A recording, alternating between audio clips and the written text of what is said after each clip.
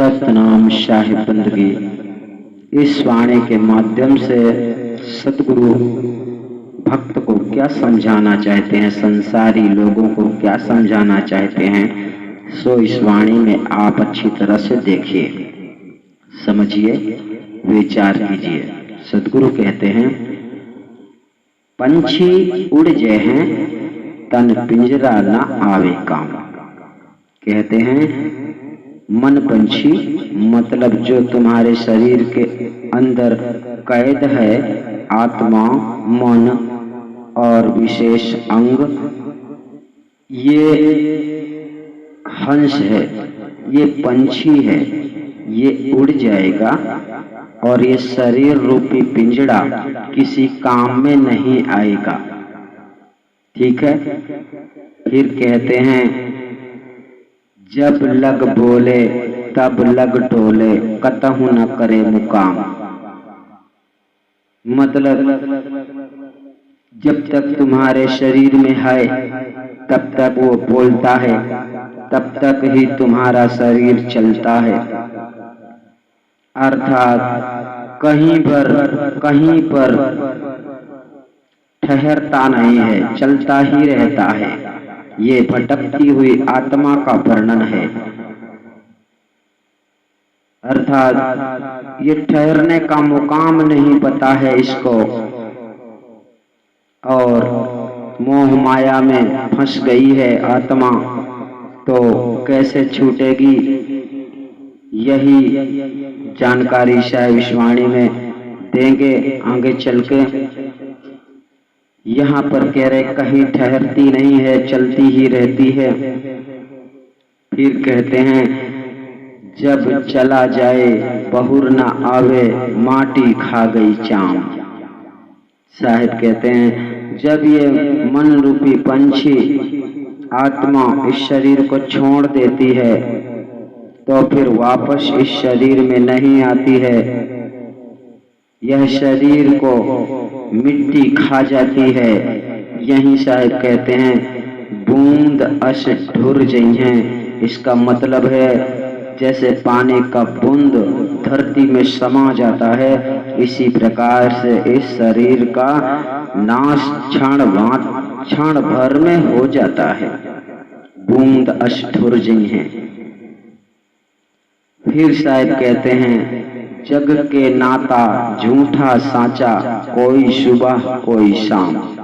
अर्थात अनेक प्रकार के मित्र मानवता में, समाज में, दुनिया में एक दूसरे से लोग मिलते ही रहते हैं। कोई सुबह तो कोई शाम, कोई सच्चा तो कोई झूठा।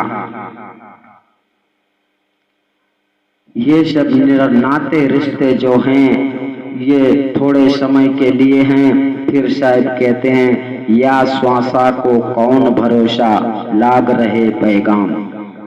कहते हैं, इस श्वासा को क्या भरोसा है कि कब तक इस शरीर में ठहरने वाली है और कब निकल जाने वाली है। कोई भरोसा किसी का नहीं है। कहते हैं, पकड़ी जम ले जाई हैं, मतलब यमदूत आपको ले जाएंगे, ये निश्चित है। हमने आपको पहले भी कहा था, अभी भी कहते हैं कि आपको यमराज के पास जाना ही पड़ेगा। तुमने क्या कमाई किया, किसके नाम की कमाई की, तुम्हारा हिसाब किताब लेखा जोखा होने के बाद ही तुम्हें छोड़ा जाएगा। क्यों?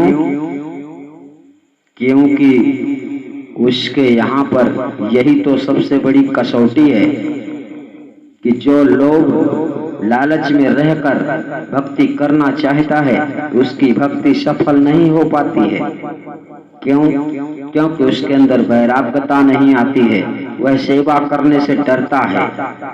ऐसे लोग वहां कुछ देने के लिए उनके पास नहीं होता है। इसीलिए साहब ने सेवा का पाठ पढ़ाया है। इसलिए नहीं पढ़ाया है कि मनुष्य खाने तक को ना मिले। साहब ने तो ये कहा है कि आप खाओ और अन्न को दीजिए। कहें कबीर, कछु उद्यम कीजिए। इस प्रकार से आगे कहते हैं, जग के नाता कुल परिवारा सुत जननी पितुआम, अर्थात ये परिवार का मैटर आ गया।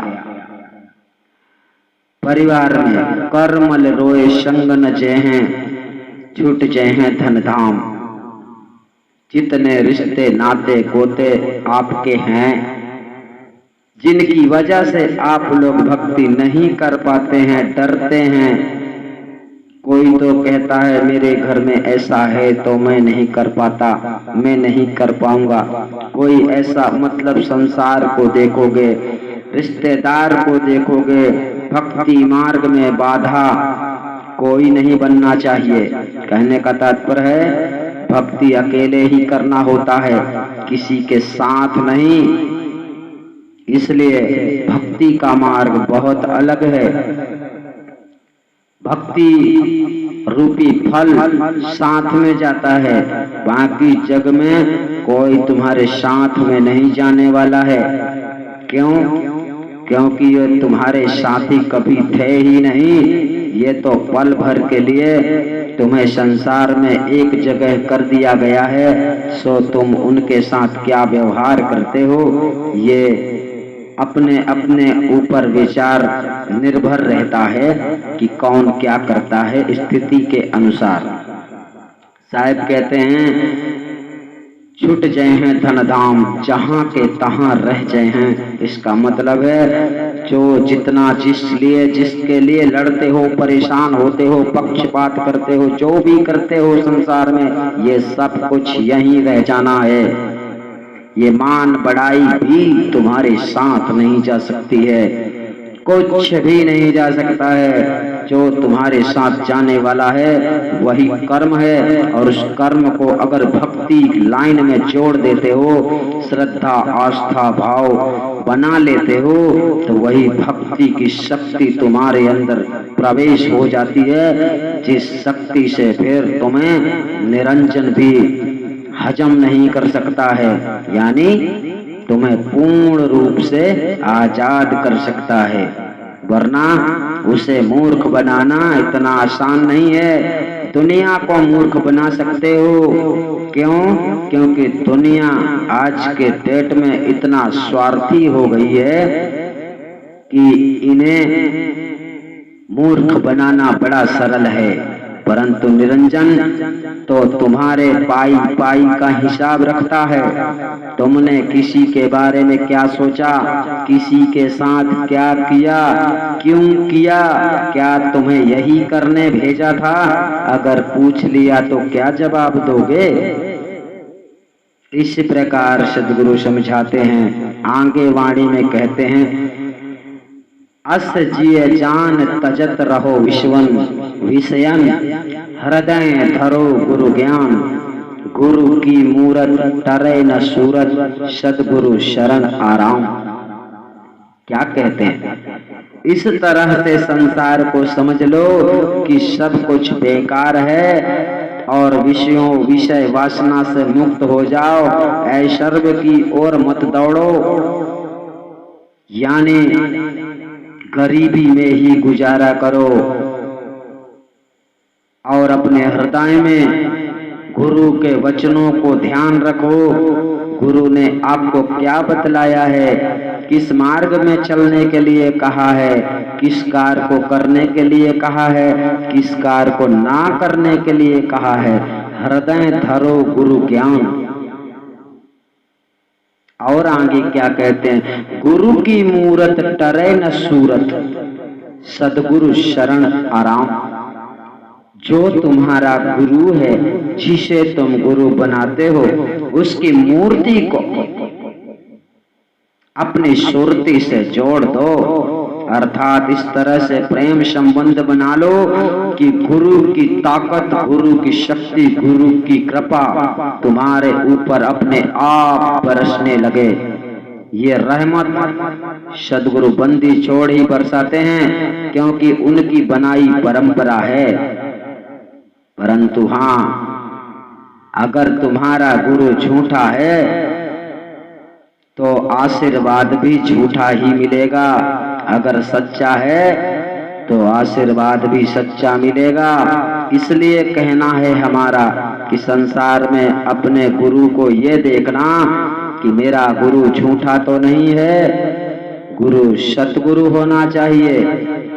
और सदगुरु शरण आराम कहते हैं, चरण गहे बन जाए हैं। कहने का तात्पर्य है, अगर तुमने गुरु का चरण पकड़ लिया है तो तुम्हारे जीवन का कार्य पूरा हो जाएगा।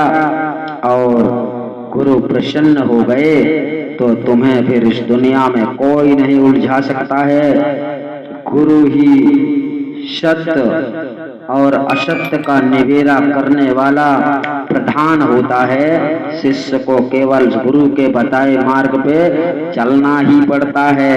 अगर मनमानी किया तो फिर उसकी सजा भी उसे मिलती है। सजा गुरु कभी नहीं देता है, गुरु तो पिता के समान होता है। इस संसार में सजा देना और रिहा करना ये निरंजन का कार्य है, ध्यान रहे।